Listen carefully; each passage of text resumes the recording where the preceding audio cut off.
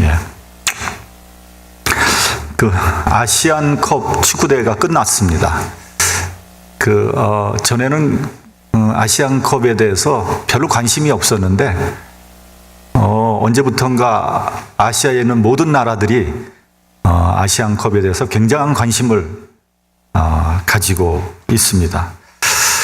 아마 아시아에서 이 아시안컵이 월드컵 다음으로 인기를 끌고 있는 것 같습니다.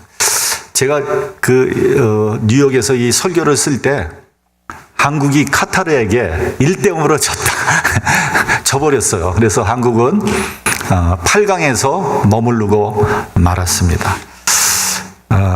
이 축구 경기처럼 우리나라 국민들을 실망시키는 운동 경기는 없는 것 같아요. 그 경기를 보고 있노라면 답답해 죽을 지경입니다. 특별히 이번 아세안 게임이 아세안 축구 경기가 관심을 끌은 거는 베트남 때문입니다. 베트남 축구 대표 선수 감독이 박항서 씨 아닙니까? 베트남은 일본에게 아깝게 져서 8강에 머무르고 말았습니다. 그러나 동남아 국가 중에서는 유일하게 베트남이 8강에 들었습니다. 근데 베트남 하는 거 보니까 이제 꽤 잘해요. 그래서 잘못하면 우리 한국도 베트남에 질 수도 있겠다 이런 생각이 들었습니다. 근데 우리가 일반적으로 이렇게 베트남 하면은 일반적으로 좀 이렇게 좀 우습게 생각하잖아요. 좀 낮게 보잖아요. 근데 여러분, 베트남이 그렇게 만만한 나라가 아닙니다. 예. 미국이 단 한 번 진 전쟁이 베트남 전쟁이에요. 근데 베트남은 그것뿐만 아니라 불란서와의 전쟁에서도 이겼고요. 중국과의 전쟁에서도 이겼어요. 그러니까 베트남이라는 약소국이 어떻게 소위 세계 최강대국이라는 나라들과 싸우면서 이겼을까요? 저는 세 가지의 요인이 있다고 생각합니다. 첫째는 적군과 아군이 구별이 되지 않는 거예요.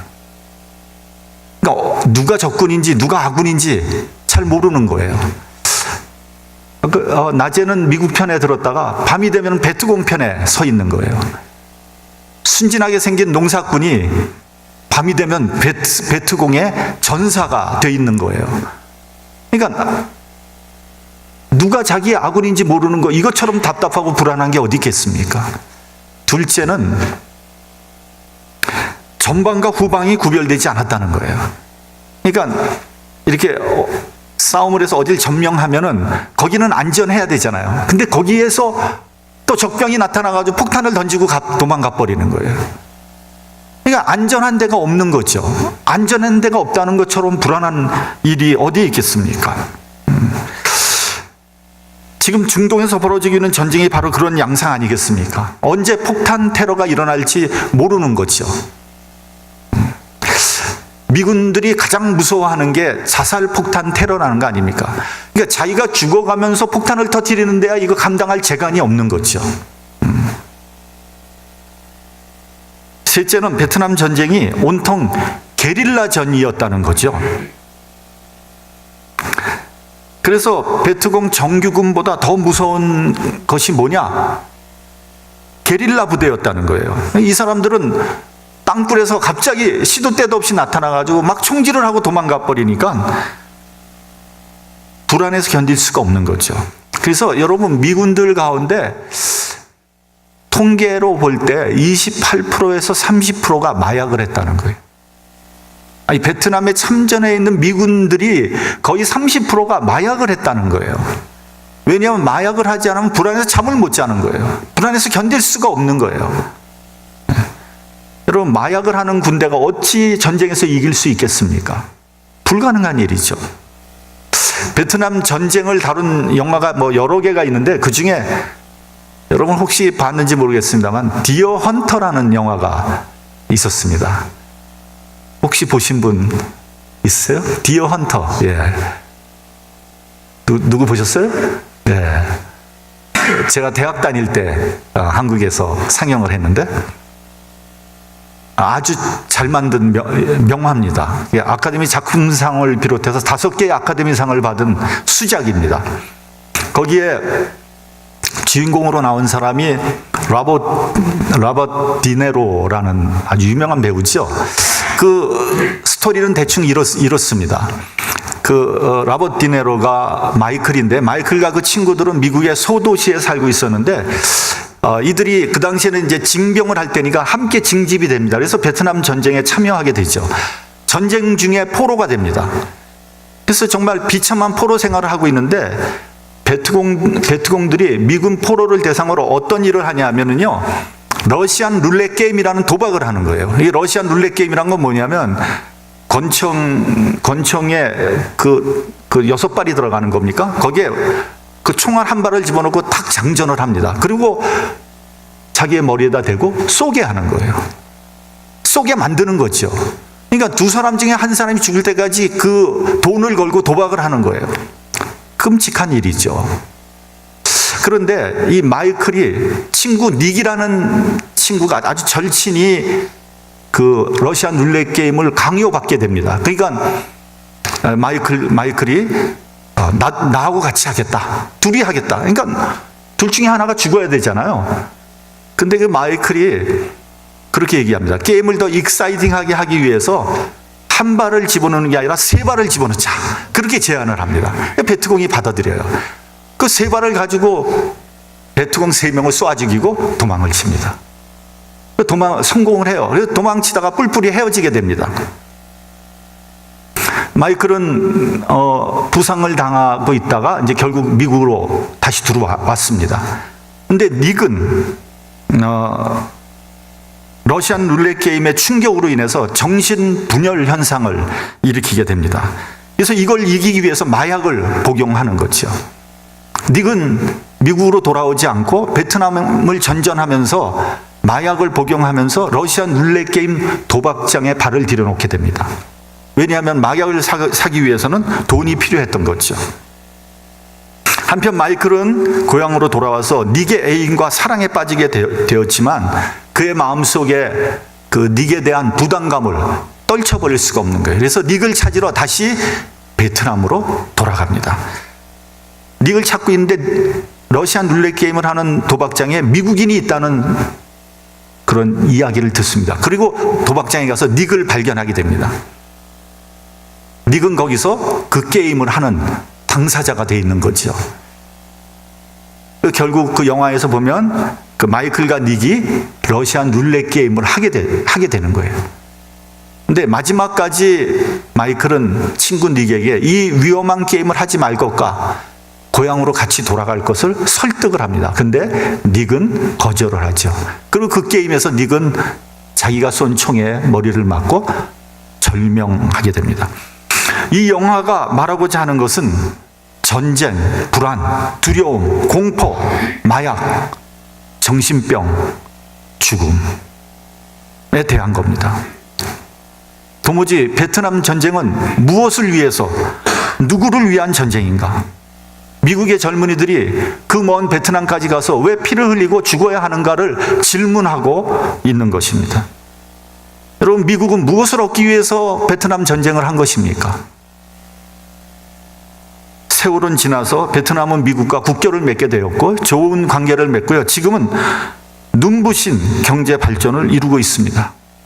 또 베트남에 용병으로 참여했던 대한민국은 베트남에 가장 많은 투자를 한 나라가 되었습니다. 그래서 동남아시아에서 왜 동남아시아에 있는 다른 나라들이 왜 베트남에만 한국은 투자하냐 불평을 할 정도가 되었습니다. 그러니까 여러분, 국제사회에서 영원한 동지도 없고 영원한 적도 없는 거예요.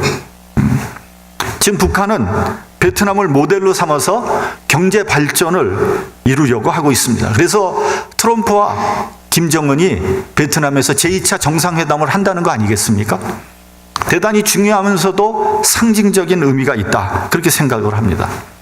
바라건대 북한이 핵을 폐기하고 베트남처럼 경제 발전에 주력하는 나라가 되었으면 좋겠습니다. 우리 본문 3절을 봉독하겠습니다. 본문 3절. 자, 시작. 주께서 심지가 견고한 자를 평강의 평강으로 지키시리니 이는 그가 주를 의뢰함이니이다. 여러분, 주께서 평강의 평강으로 지키신다고 했습니다. 여기서 평강은 원어로 보면 샬롬이죠. 샬롬. 유대인들은 중요한 요점을 강조할 때 같은 단어를 연거푸 사용하는 그런 경향이 있습니다. 신약 성경을 보면 예수님께서 진실로 진실로 이렇게 2번 자주 말씀하셨죠. 그런 부분을 우리가 눈여겨봐야 됩니다. 하나님의 말씀 중에서도 하이라이트에 해당되는 말씀이거든요. 예수님께서 어리석은 백성에게 주시고자 하는 생명의 말씀인 겁니다. 오늘 본문에 보면 오직 주께서만 평강을 지킬 수 있다고 했습니다. 다시 말하면 주님만 우리에게 평강을 줄 수 있다는 거죠. 여러분, 우리 인간들은 늘 평화를 추구해 왔습니다. 지금도 평화를 얻기 위해서 노력하고 있지만 여러분, 인간 사회에서 평화는 없습니다. 지금도 지구촌 어디엔가에서 끔찍한 사륙과 전쟁이 일어나고 있습니다. 지구촌에 전쟁이 없는 날은 단 하루도 없습니다. 미국이 전 세계 평화를 위해서 경찰국가 노릇을 한다고 하지만 사실은 미국 때문에 일어나는 전쟁이 훨씬 더 많다고 말할 수 있습니다. 우리가 역사적으로 볼 때 평화를 얻기 위해서 국가 간에 맺는 조약을 뭐라 그러냐면 불가침 조약이라고 합니다. 불가침 조약이라는 건 서로 침략하지 않겠다는 거죠. 근데 여러분, 아이러니컬하게도 불가침 조약을 맺은 나라일수록 전쟁을 했다는 거예요. 왜냐하면 불가침 조약을 맺는다는 것은 그만큼 두 나라가 서로 전쟁할 가능성이 높기 때문에 맺는 거죠. 그렇죠? 근데 서로 이해관계가 충돌하게 되면 불가침 조약은 휴지 쪽이 되고 마는 거예요.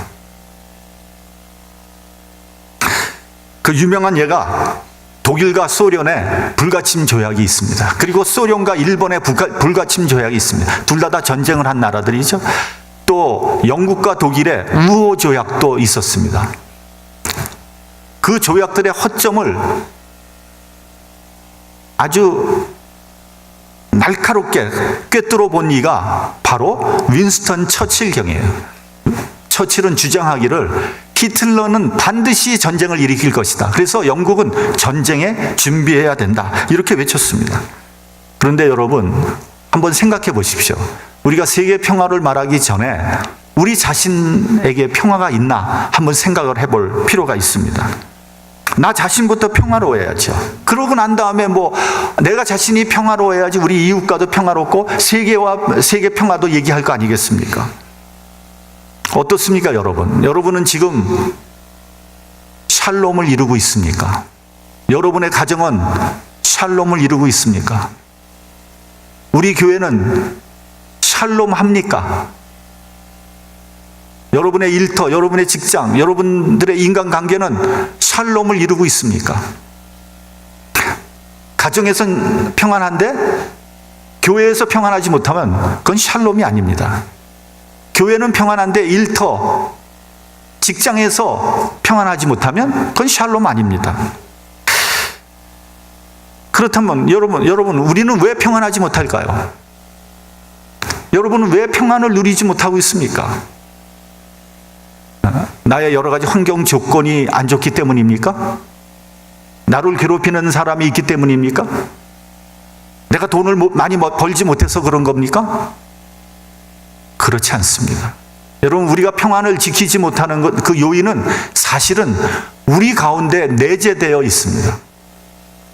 저는 저는 한 5가지 정도의 요인이 있다고 생각을 합니다. 여러분, 잘 기억하시기 바랍니다. 첫째는 복수심입니다. 복수심. 나에게 복수심이 있다면 나는 이미 평안에서 멀리 떠나 있는 거예요. 복수심이 있는 사람에게 평안은 존재하지 않습니다. 예를 한번 들어볼까요? 내가 어떤 사람한테 좀 억울한 일을 당했어요. 그러면 여러분, 우리 마음속에 어떤 생각이 듭니까? 너 어디 한번 두고 보자. 내가 힘이 생기면 너 가만두지 않을 거야. 반드시 되갚아 줄 것이야. 이런 마음이 여러분 마음속에 들어오면 이미 평안은 멀리 떠난 거예요.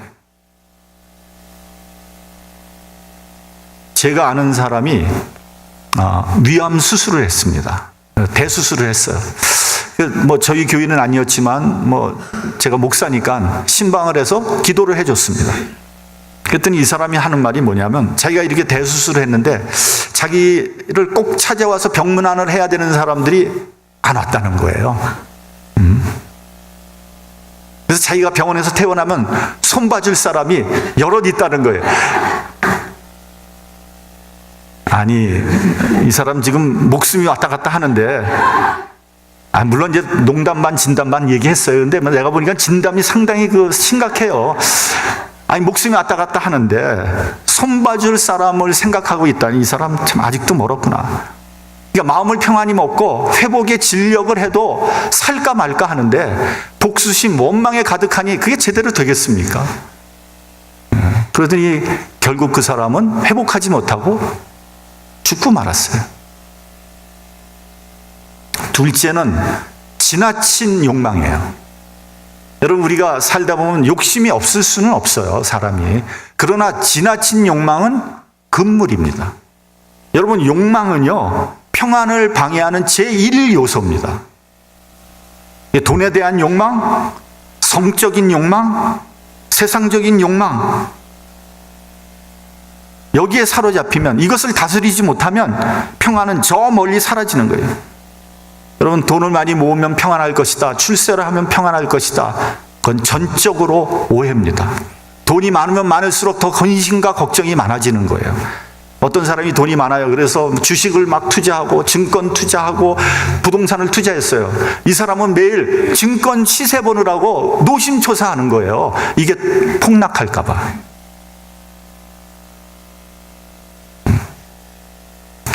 이런 재미난 이야기가 있습니다. 어느 부잣집에 불이 났어요.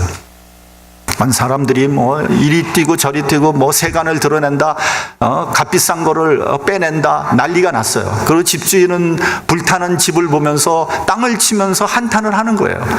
근데 그 자리에 거지 부자가 있었어요. 거지 아들이 아버지에게 얘기합니다. 아버지, 저 사람들 너무 불쌍하네요. 그러니까 거지 아버지가 뭐라 그러냐면, 아들아, 그것 봐라. 우리는 불타 없어질 집이 없으니 얼마나 다행이냐. 이것이 다 애비 덕인 줄 알아라. 그랬다는 거예요. 셋째는 질투심입니다. 사람들 보면은요, 남이 잘 되는 꼴을 못 보는 사람이 있어요. 사촌이 땅을 사면 배가 아픈 사람이 있어요. 남이 자녀가 잘 됐다 그러면은 그냥 얼굴이 갑자기 막 근육이 떨리고, 이런 사람한테 평안은 존재하지 않습니다. 그리고 또 남 얘기하는데 꼭 그렇게 좋지 않은 평을 하는 사람이 있어요. 왜 남 좀 좋은 면을 얘기해주고 좀 칭찬해주면 안 되겠습니까? 남 헐뜯는 사람의 마음속에는 질투심이 있는 거예요. 평안이 없습니다.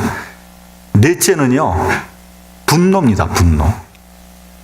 어떤 사람은 별것도 아닌데 버럭 화를 내는 사람이 있죠. 그런 사람 우리가 보통 버럭이라 그러지 않습니까? 이제 그런 분들, 이미 평정심을 잃어버린 거죠. 그런 분들에게 이제 세상적인 방법으로 저는 등산이나 낚시를 권하고 싶어요. 좀 자연에 가서 자연으로 좀 자기 마음을 다스리면 조금 다소 나을 수 있다. 근데 제가 전에 말씀드렸죠. 소리 지르지 말아라. 여러분, 분노가 생기면요, 절대 소리 지르지 마십시오. 그럼 분노 사라집니다. 또 상대방하고 문제가 생겼을 때 상대방이 막 싸우자고 덤벼들잖아요. 소리 지르지 마세요. 상대방이 당신 왜 그랬어? 그러면 이거는요, 이렇게 되고 이렇게 되면 상대방이 막 성질냈다 그냥 피 쓰러지는 거예요. 싸움이 안 돼요. 이 맞부딪혀야 싸움 하는데 여기서 소리를 지르지 않으니까, 성질을 안 내니까 싸움이 안 나는 거예요. 절대 소리 지르지 마세요. 우리 찬양대 성가대 말고는 소리 지르지 마세요. 성가대는 소리 지르면서 좀 찬양을 해야지 좋잖아요. 마지막으로는 교만입니다. 교만. 교만이라는 게 뭡니까? 자기를 높이는 거 아닙니까? 네? 여러분, 예수 믿는 사람은 자기를 높이면 안 돼요. 그거는 믿음이 없는 사람이에요. 예수 믿는 사람은 하나님을 높여야 되는데 자기 자신을 높이면 어떻게 되겠습니까? 그래서 여러분, 교만과 불신앙은 깊은 관계가 있는 거예요.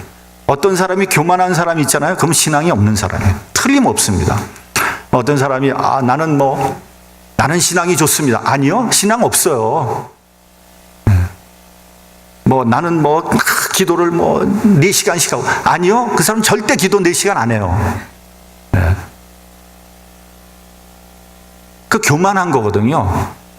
진짜 기도 4시간 하는 사람은 그런 말 안 합니다. 네.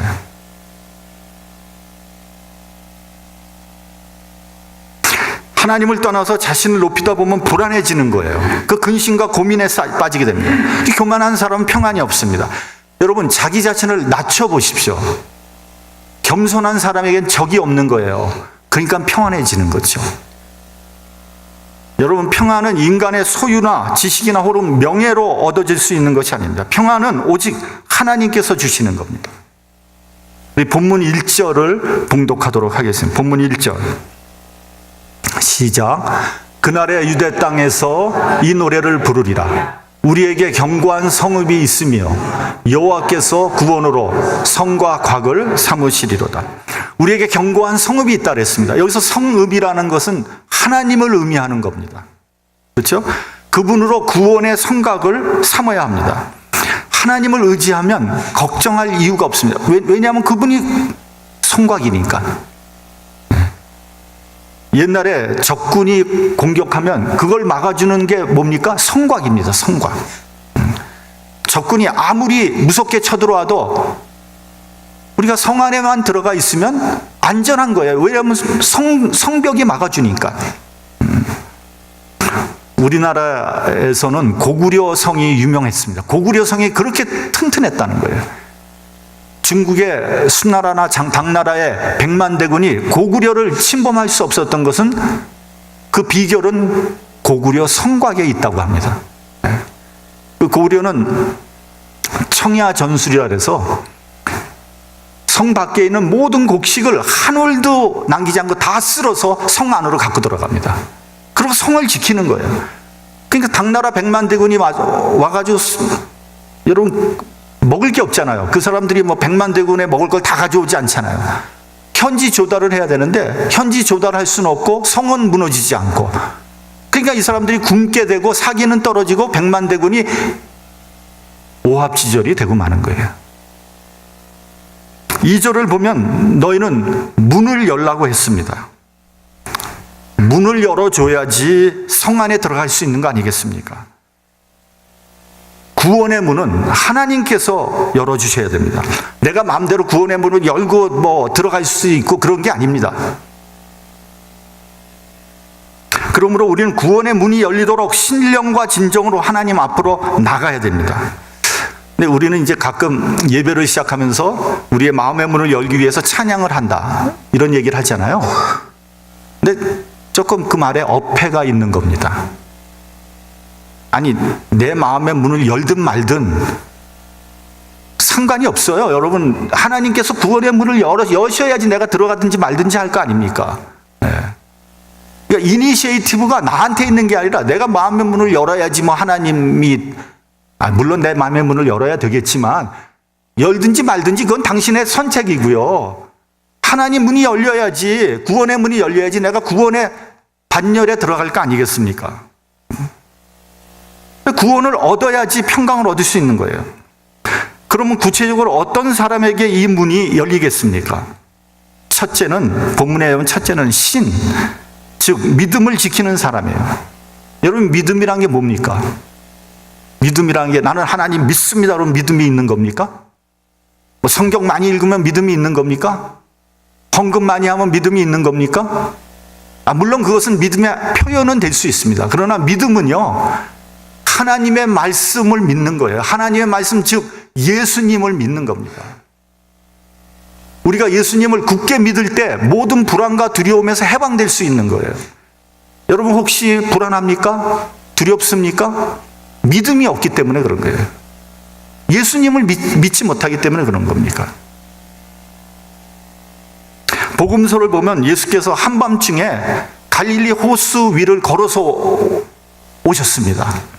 그것을 보고 베드로가 말합니다. 주여, 나를 명하사 물 위로 오라 하소서. 그러니까 예수께서 오라 하시니 베드로가 물 위를 걷다가 그만 바람을 보다가 두려워하여 무서워서 빠져들어갔습니다. 베드로가 소리를 지릅니다. 주여, 나를 구원하소서. 예수께서 손을 내밀어 붙잡으시면서 믿음이 적은 자여 왜 의심했느냐 라고 말씀하십니다. 믿음의 문제예요. 그러니까 베드로가 왜 두려워했느냐? 예수님을 보지 못하고 물결을 본 거거든요. 바람을 본 거거든요. 두려움에 빠진 거예요. 네. 믿음만 있다면 우린 죽음 앞에서도 두렵지 않습니다. 두 번째, 믿음이란 말은요, 말 그대로 믿을 만한 사람이라는 겁니다. 여러분은 혹시 믿을 만한 사람입니까? 여러분 믿을 만합니까? 내 스스로 한번 생각해 보세요. 나는 믿을 만한 사람입니까? 대답 좀 해보세요. 믿을 만합니까? 나는? 믿을 만하지 않아요? 네. 작심삼일입니다. 작심삼일. 나도 나를 못 믿어요, 여러분. 근데 누구 보러 믿으라 그러는 겁니까? 하나님께서 나 믿을 수 있겠습니까? 저는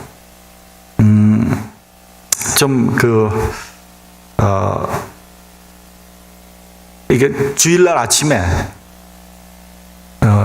날씨가 너무 좋거나 날씨가 너무 안 좋으면 막 걱정이 돼요. 오늘은 또 누가 빠지려나. 제가 믿음이 없는 건지 여러분들이 저에게 믿음을 주지 않은 건지 잘 모르겠어요. 네. 여러분, 우리가 한번 내가 믿겠다고 결심하면요, 눈이 오나 비가 오나 무슨 일이 있어도 내가 주일 예배는 참석해야지. 병원에 입원하기 전까지, 죽기 전까지 나는 주일 예배 참석한다. 이 정도 결심이 있어야지 은혜를 받는 거예요, 여러분. 그래야 은혜의 문이 열리는 겁니다, 여러분. 그냥 하나님께서 아무나 들어오라고 활짝 열어놓을 것 같아요?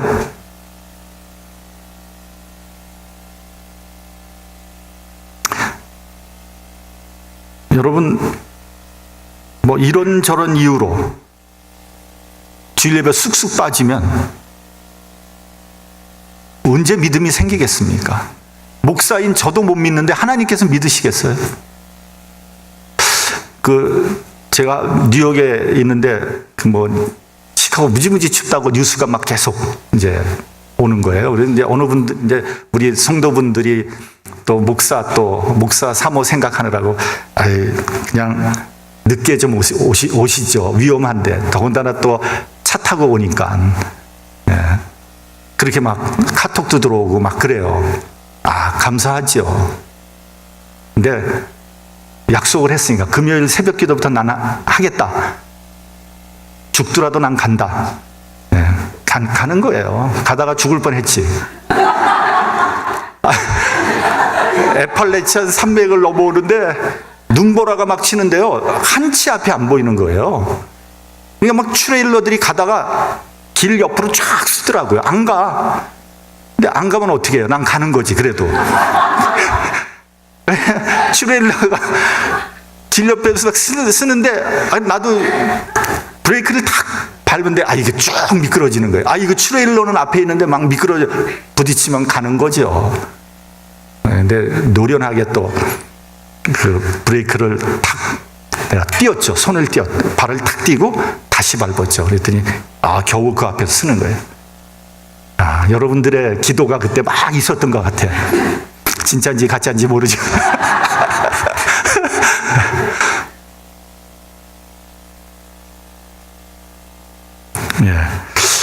여러분, 믿음이 있어야 평강의 문이 열리는 겁니다. 둘째로 의인이 평강의 문으로 들어올 수 있는 겁니다. 여러분, 여기서 의인은요, 죄가 없다는 말이 아닙니다. 성경에서 말씀하는 의인은 믿음으로 말미암아 살려고 노력하는 사람, 이 사람이 의인이에요. 비록 죄와 허물이 있지만 주님의 말씀에 순종하며 살려고 노력하는 사람, 이런 사람이 의입니다. 어떤 사람은요, 예수를 믿는다고 하면서 자기 의에 빠져 있는 사람이 있어요. 자기만 의로워. 나는 의로운 사람이야.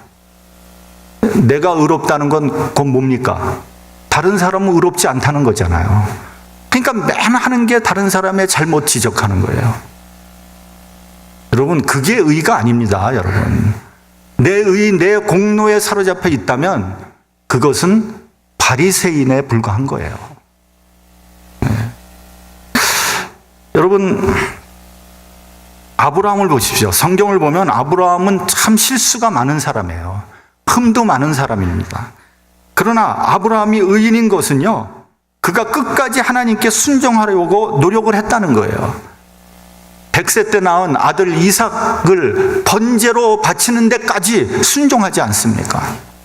그러니까 모리아 산으로 가는 3일 동안 얼마나 고민하고 갈등했겠습니까? 그러나 그는 모리아 산에서 이삭을 올려놓고 칼을 집어들었어요. 그때 하나님께서 깜짝 놀라서 참으라 그랬지. 그 정도 순종을 한 거예요. 그것을 하나님께서 믿음으로 받고 의로 본 겁니다. 그러니까 자기 의에 빠지고 자기 공로에 빠져 있는 사람이 의인이 아니라 나야말로 죄인입니다 하고 겸손히 주님 앞에 무릎 꿇고 순종하는 사람이 의인인 거죠. 그런 의인한테 평강이 있다는 겁니다. 셋째로, 심지가 견고한 자에게 평강을 허락하신다고 했습니다. 심지가 견고하다는 게 뭐예요? 변덕 부리지 않는다는 거죠. 어떤 분들은 정말 변덕이 죽을 듯 하는 거예요. 그러니까 자기가 한 말도 그냥 손바닥 뒤집듯이 금방 바뀌어버리는 거예요. 그런 분들은 평강을 소유할 자격이 없는 겁니다. 이랬다 저랬다 하는 사람들. 야고보서를 보면 두 마음을 품어 모든 일에 정함이 없는 자는 주의 은혜를 받을 수 없다고 했습니다. 여러분, 빌라도 법정을 한번 보십시오. 예수님과 빌라도의 그 모습. 빌라도는 생사여탈권을 쥐고 있었던 막강한 권력자였습니다. 예수님은 거기서 사형수였어요. 죄인이에요, 죄인. 근데 여러분, 빌라도가 아주 심하게 요동치는 모습, 심하게 갈팡질팡하는 모습을 우리는 성경에서 볼 수 있습니다. 자기가 생각하기에 죄가 없다면 목에 칼이 들어와도 죄가 없음을 선고하면 되는 거 아닙니까? 근데 갈팡질팡하다가 역사상 최악의 잘못을 저지르고 말았습니다. 이런 사람에게 평강의 축복은 불가능한 겁니다. 평강은 믿음으로 승리한 사람만이 가질 수 있는 특권입니다. 평강은 오직 하나님께서 주실 수 있는 축복입니다. 믿음과 의와 굳은 심지로 평강의 문을 활짝 여는, 그래서 평강을 누리는 저와 여러분이 되시기를 주님의 이름으로 축원합니다. 기도하겠습니다.